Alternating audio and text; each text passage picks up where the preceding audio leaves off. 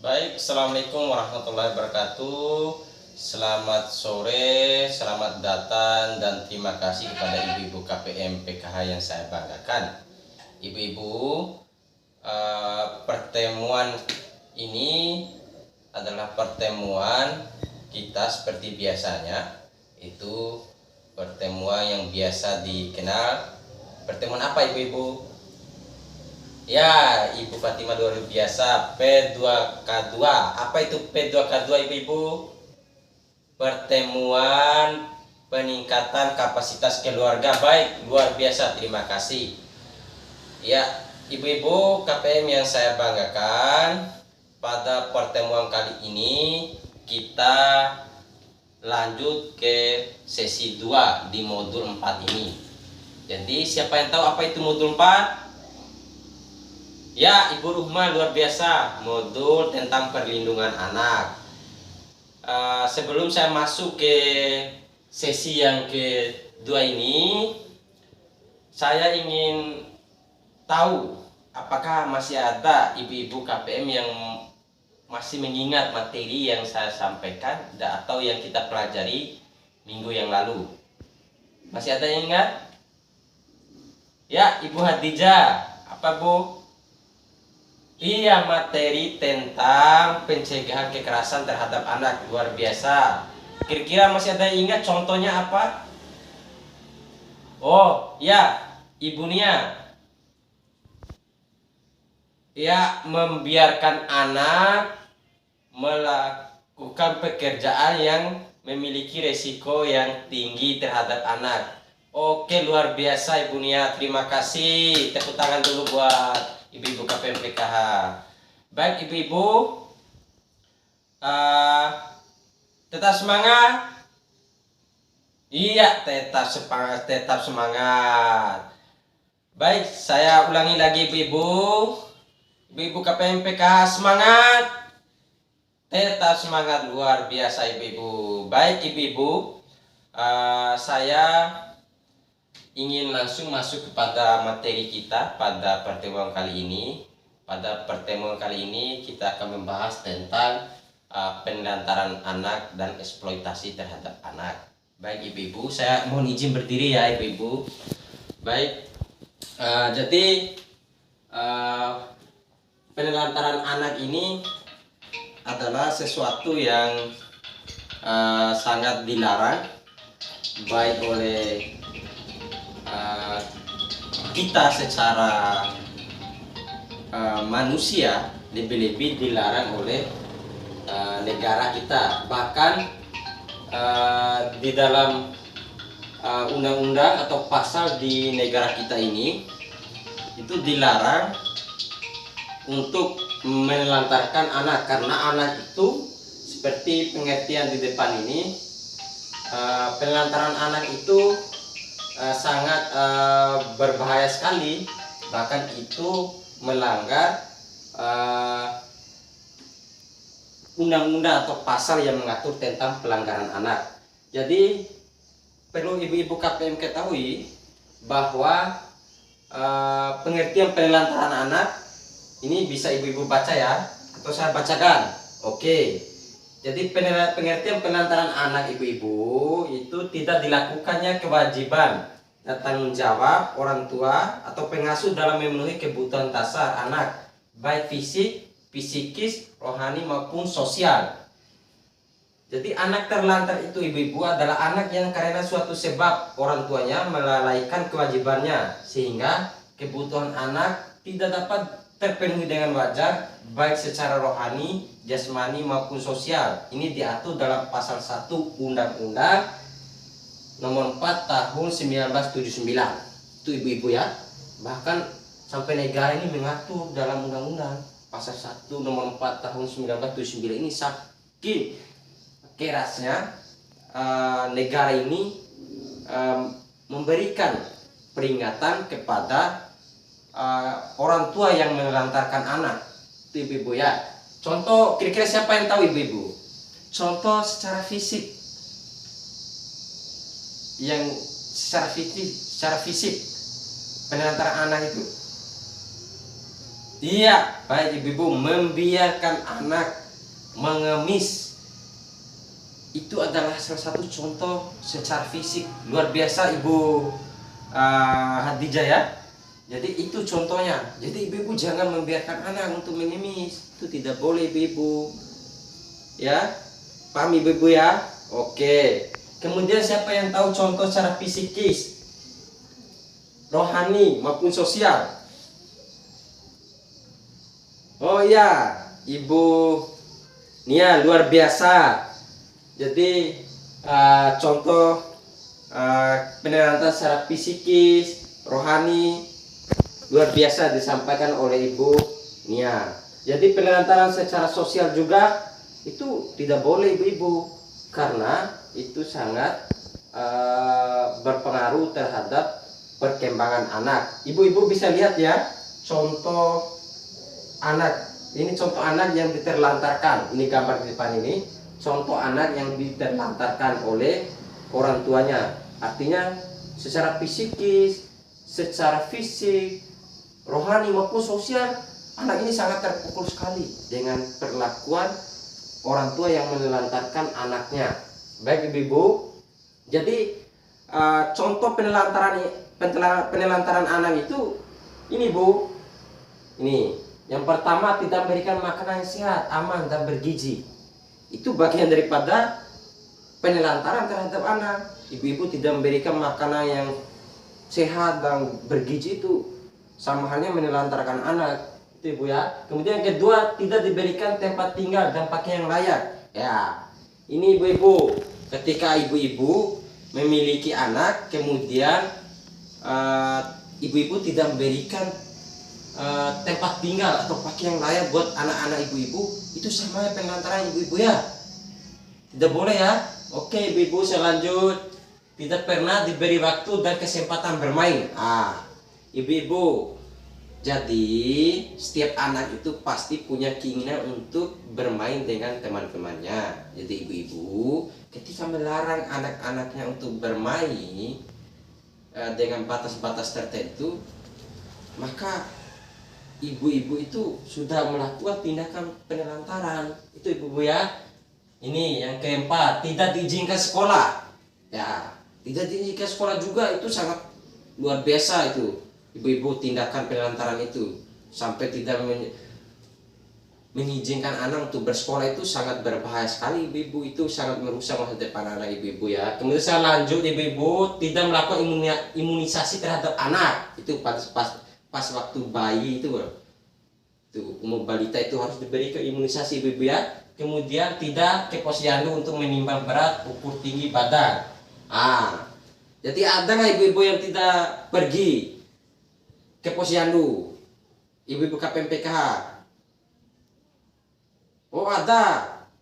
Ibu Ruhma, kenapa Ibu Ruhma? Oh bukan apa ya, ada halangan kemarin. Itu ibu-ibu bukan sengaja Ibu Ruhma itu, karena ada halangannya. Tapi kalau bisa Ibu Ruhma ya diupayakan ya untuk ke posyandu untuk anaknya itu. Oke ya. Baik, saya lanjut. Tidak dibawa berobat ke puskesmas, layanan kesehatan lain ketika anak sakit. Itu ibu-ibu ya. Ini pahami ini. Ketika anaknya sakit harus dibawa ke puskesmas dan dibiarkan begitu saja. Kemudian saya lanjut, tidak mendukung pendidikan anak. Itu ibu-ibu ya, harus mendukung setiap anak yang mengikuti proses pendidikan. Kemudian tidak memberikan kasih sayang. Ini sangat penting, ini sangat berkaitan dengan psikis, seperti yang diberikan contoh tadi. Ini penentu psikis ini sangat berkaitan dengan tidak memberikan kasih sayang ini ibu-ibu ya. Tidak memberikan perhatian. Nah ini juga bagian dari psikis anak, harus berikan perhatian kepada anak-anak itu ibu ya. Kemudian tidak memberikan kemudian tidak mendengar pendapat anak. Nah, harus kita mendengar, bercerita kepada anak, mendengar cerita dari anak-anak kita itu, supaya mereka itu merasa ada teman cerita. Ibu-ibu sebagai orang tuanya harus bisa menjadi teman cerita buat anak-anaknya. Kemudian saya lanjut, tidak mendengar pendapat anak. Ya, itu bagi penonton ibu ya.